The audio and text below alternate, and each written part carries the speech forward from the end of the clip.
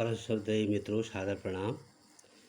मैं आज आपके सम्मुख श्रीमद् भगवद गीता के 8वां अध्याय का श्रवण मनन करने जा रहा हूँ, जिसमें अर्जुन श्री कृष्ण भगवान से ब्रह्म क्या है, आध्यात्म क्या है, कर्म क्या है, इसके बारे में जानना चाह रहे हैं, जो इस प्रकार से है।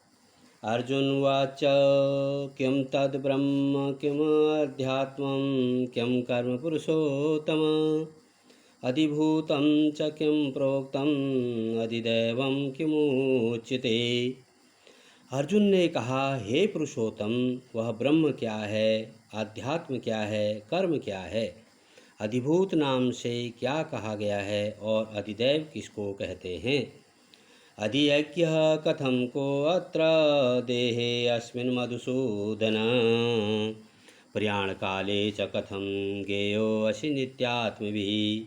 हे मधुसूदन, यहाँ अधियज्ञ कौन है और वह इस शरीर में कैसे है, तथा युक्त चित्त वाले पुरुषों द्वारा अंत समय में आप किस प्रकार जानने में आते हैं।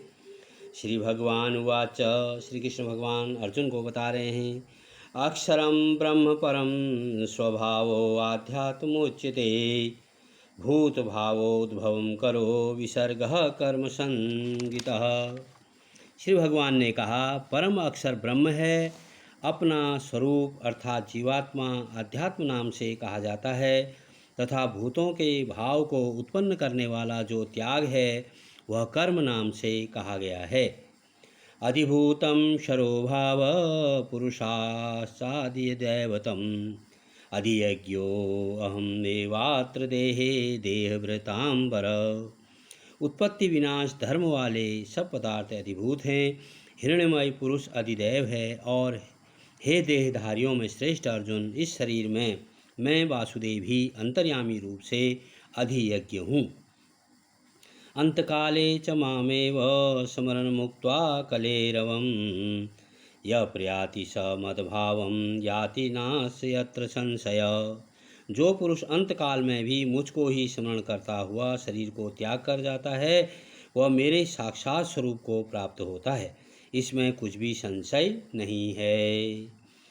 यं यं वापि स्मरन् भावं त्यजतयन्ते कलेरवं तं तमेवैति कौन्तेय सदा तद्भावभावितः। हे कुंती पुत्र अर्जुन, यह मनुष्य अंतकाल में जिस जिस भी भाव को स्मरण करता हुआ शरीर का त्याग करता है, उसको ही प्राप्त होता है, क्योंकि वह सदा उसी भाव से भावित रहता है। तस्मात् सर्वेषु कालेषु मामनुस्मरयुद्धे च मयि अर्पित मनोर्बुद्धिर्मामेवैष्य संशयम्। इसलिए हे अर्जुन, तू सब समय में निरंतर मेरा स्मरण कर और युद्ध भी कर। इस प्रकार मुझ में अर्पण किए हुए मन बुद्धि से युक्त होकर तू निसंदेह मुझको ही प्राप्त होगा। अभ्यास योग युक्तेन चेतसा नान्यगामिना परम पुरुषम दिव्यम याति पार्थानुचिंतयन्। हे पार्थ, यह नियम है कि परमेश्वर के ध्यान के अभ्यास रूप योग से युक्त दूसरी ओर न जाने वाले चित्त से निरंतर चिंतन करता हुआ मनुष्य परम प्रकाश रूप दिव्य पुरुष को अर्थात परमेश्वर को ही प्राप्त होता है। कविं पुराण मनुशासितार मणोरणीयां समनुसमरेध सर्वस्य दातारं चिन्त्य रूप मादित्यवर्णं तमसः परस्तात्। जो पुरुष सर्वज्ञ, अनादि, सबके नियंता, सूक्ष्म से भी अति सूक्ष्म, सबके धारण पोषण करने वाले अचिंत्य स्वरूप, सूर्य के सदृश नित्य चेतन प्रकाश रूप और अविद्या से अति परे शुद्ध सच्चिदानंद घन परमेश्वर का स्मरण करता है, प्रयाण काले मनसाचलेन भक्त्या युक्तो योगबलेन चैव भूर्भुवस्मध्ये प्राणमावेश्य समयक शतं परम पुरुषमुपैति दिव्यम। वह भक्ति युक्त पुरुष अंतकाल में भी योग बल से भ्रुकुटी के मध्य में प्राण को अच्छी प्रकार स्थापित करके फिर निश्चल मन से स्मरण करता हुआ उस दिव्य रूप परम पुरुष परमात्मा को ही प्राप्त होता है।